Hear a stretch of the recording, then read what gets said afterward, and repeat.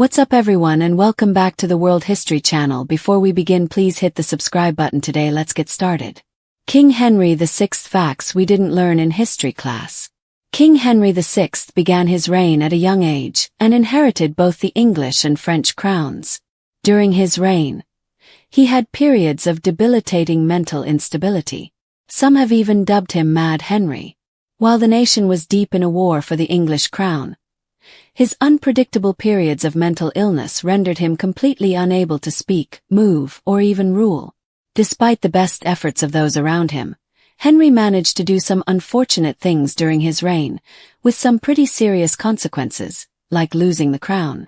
Henry VI's mental illness was intermittent but ongoing. Check out this list for everything we know about his undiagnosed illness. He didn't acknowledge when his only son was born. When Henry fell into a completely unresponsive state in 1453, his wife was pregnant with his first son. Normally, this would be a moment of great happiness, especially to a king who desperately needed a male heir. But when his son, Edward, was born, the king didn't seem to acknowledge him. When his son was shown to him, he glanced at him and then just looked away. When Henry VI came out of his unresponsive state later, he had to be reminded that he had a son. His mental illness rendered him immobile. Henry's illness altered him physically as well as mentally. When affected, he was unable to move his limbs or even hold his own head up, staying in a slouched position when unsupported. He was physically unresponsive to the world around him. A modern diagnosis would likely be catatonic schizophrenia, but at the time they really had no idea what to make of it. It made it impossible for him to serve as defender of the realm during the War of the Roses. The reign of Henry VI occurred during a turbulent period in English history. At the time, a massive struggle was taking place between the houses of York and Lancaster over claims to the English throne in what's referred to as the War of the Roses. Henry VI found himself at the helm of the Lancastrian forces, at least for a little while. He was displaced by Richard, the Duke of York, as protector of the realm during one of his spells, making it nearly impossible for him to control his army tightly. From there, things worsened for the Lancasters, with a lack of leadership creating civil unrest and competing claims for control of the Lancastrian forces. His breakdown might have been caused by a shocking military defeat. Naturally, the events that occurred right before Henry VI's breakdown are a good place to turn when searching for clues about what might have led to the monarch's rapid spiral into madness. According to historian David Grummett, a shocking reversal in military fortunes during the War of the Roses, which Henry learned about just a few days prior to his mental breakdown, may have served as one potential trigger. In essence, the Earl of Shrewsbury, who was leading Henry's forces, launched a poorly planned assault on French gun emplacements in the town of Castillon, resulting in Shrewsbury's death in battle. Henry received the news of this unexpected turn of events in early August, returned to his hunting camp at Clarendon, and collapsed into his stupor by August 5. While historians can't be sure if the shock of Shrewsbury's death gave Henry a mental breakdown, they are sure that the two events are closely linked on Henry VI's timeline of mental illness. He lost his sense of time and memory. Not only was the king unable to properly communicate or show awareness of events around him, he didn't seem to have any sense of time or memory. When he came out of this mental state in 1454 after more than a year of being totally unresponsive to the world around him, he had no sense of what time had passed. May have been schizophrenia. Based on the sudden adult onset of his condition and the nature of his symptoms, particularly his hallucinations, many modern experts believe that Henry was suffering from schizophrenia. Schizophrenia is also known to occur in sporadic episodes. He randomly got better on Christmas Day. On Christmas Day 1454, Henry VI suddenly regained his lucidity after being mentally ill since August 1453. He laughed and sang during a bloody battle. Even though Henry VI went through his first episode of mental illness in 1454, he never quite recovered and continued to behave strangely throughout his life.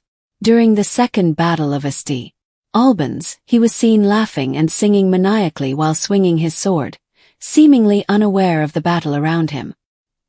He was deposed later that year by Edward IV. After his death, many considered him a saint. Hundreds of miracles were attributed to Henry VI after his death, resulting in a cult surrounding him and his status as an unofficial saint and martyr solidifying. This was largely due to efforts on the part of Henry VII to antagonize Henry VI usurpers and legitimize the Tudor claim to the throne, but it remained an enduring belief. Henry VI's mysterious but widely discussed condition was seen by some as proof of his exalted spiritual status. Until the Reformation, his hat was kept on his tomb in Windsor, and pilgrims would put it on in an attempt to ward off migraines. Henry VI's mental illness and death were predicted in 1441. Henry may have known that his mental breakdown was coming. In 1441, when the king was 20 years old, the Duke of Gloucester's wife, Eleanor Cobham, used horoscopes to predict Henry's illness and death. She was arrested, and Henry's own physician, John Somerset, provided him with a much more optimistic horoscope. His wife was totally competent and ruled on his behalf.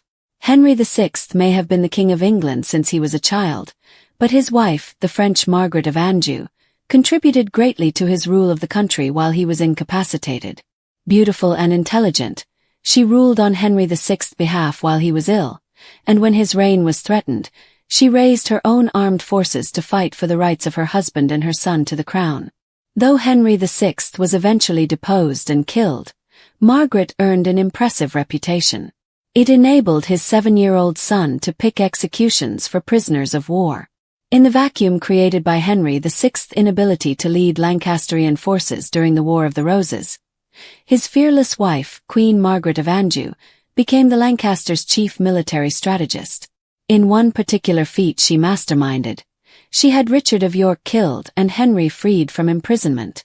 In another notable moment, she let her 7-year-old son select the execution method for 2 captured Yorkists. A man whose life was a tragic mixture of misfortune, illness, idealism, and political chaos, wrapped in the velvet of medieval monarchy and burdened by a crown that was far too heavy for his temperament, King Henry VI may be one of England's most misunderstood monarchs. He is often overshadowed in popular history by his infamous predecessors and successors. Though schoolbooks often skim over his reign or focus narrowly on the War of the Roses, Henry VI's life was riddled with dramatic, often bizarre events that reveal a troubled soul ruling during one of England's most turbulent times. After his father, the warrior King Henry V, who had famously conquered parts of France and appeared to be poised to unite both kingdoms, died in 1421, Henry became King of England before turning 1. But young Henry was no warrior. Instead, he was shy, deeply religious, and intellectually inclined, preferring books and prayers to swords and politics. By the age of 9 months, he was the nominal ruler of England, and not long after, the French crown was also placed on his tiny head, making him the only English monarch ever crowned King of France. But even as regents governed in his name during his youth, storm clouds gathered, and the weight of 2 crowns proved a devastating burden for a child born not into power, but into expectation. As Henry matured, it became clear that he lacked the force of personality that medieval kingship demanded. His court was filled with factions, his advisors often more self-interested than loyal, and his inability to control them led to corruption, mismanagement, and the loss of English holdings in France, which had been so hard-won by his father. However, the most unsettling aspect of his reign was Henry's recurring bouts of severe mental illness. In 1453, at the age of 31, he suffered his first major mental breakdown, which rendered him entirely unresponsive. The timing could not have been worse. It coincided with the birth of his only son, Edward of Westminster, and the king's reaction to this monumental event was chilling. According to reports, Henry stared blankly, offered no words, expressed no joy, or acknowledged the infant, and then turned away, acting as if his own son were a ghost or a stranger. For over a year, he remained in this catatonic state, unable to speak, move, or respond to stimuli. Physicians and advisors were at a complete loss, and his queen, Margaret of Anjou, effectively took over the reins of power. A modern diagnosis might call it catatonic schizophrenia, though in the 15th century, it was seen as divine punishment, possession, or even sorcery. Some speculated the mental collapse was brought on by the crushing news of military defeat in France, specifically, the death of the Earl of Shrewsbury at the Battle of Castillon, which effectively ended England's dominance in that region. Just days after hearing the report, Henry collapsed at Clarendon and remained insensible for months. During this time, the Duke of York, Richard Plantagenet, was appointed protector of the realm, sowing the seeds of the Yorkist rebellion and deepening divisions in a nation already on the brink of civil war. Remarkably, Henry regained lucidity on Christmas Day in 1454, as suddenly as he had lost it, a moment many saw as miraculous, if not mystical. But his recovery was incomplete and fleeting. Though he resumed some kingly duties, he was never truly whole again, and his grip on reality and governance continued to slip. During the Second Battle of St. Albans in 1461, he was seen laughing and singing hysterically while blood and screams filled the air around him. Witnesses described the eerie sight of the king swinging a sword joyously, unaware or indifferent to the chaos. The surreal image of a king lost in his own mind while his kingdom burned around him became symbolic of his reign. Meanwhile, Margaret of Anjou proved to be everything Henry was not: fierce, politically savvy, and militarily strategic. As Henry languished in silence, she organized armies, led campaigns, and even allowed their 7-year-old son to choose execution methods for captured Yorkist prisoners, a chilling decision that speaks both to Margaret's ruthlessness and the political vacuum Henry's condition had created. Though some saw Margaret as overbearing, others admired her strength in preserving the Lancastrian cause against overwhelming odds. Throughout Henry's reign, the War of the Roses escalated. In a tragic twist, Henry was deposed in 1461 by Edward IV of York and spent several years in hiding and captivity.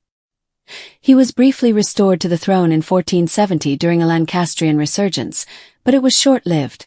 Edward IV reclaimed the crown in 1471, and shortly thereafter, Henry VI was murdered in the Tower of London, likely by agents of the Yorkists, either on Edward's orders or with his tacit approval. It was a quiet, ignoble end to a life marked by passive suffering and powerlessness. Yet, Henry's legacy did not end with his death. In a strange historical turn, he became something of a saint after his passing. Hundreds of miracles were attributed to him, healing the sick, curing headaches, and granting visions. Pilgrims flocked to his tomb in Windsor, where his hat was left as a holy relic, worn by the faithful to ward off ailments.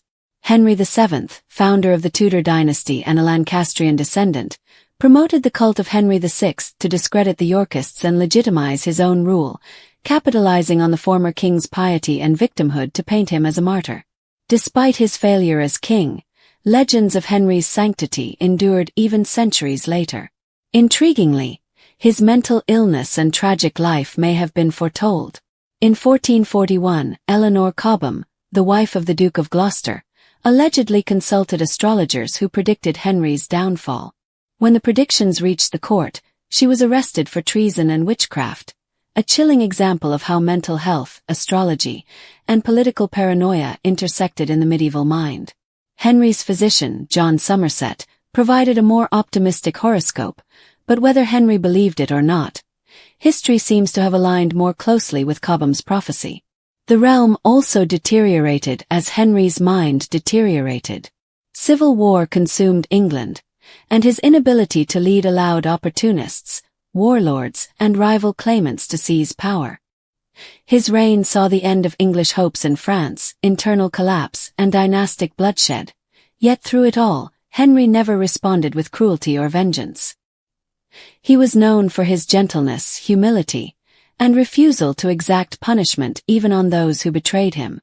He established educational institutions, including Eton College and King's College, Cambridge, which still stand today as testaments to his idealism and commitment to learning.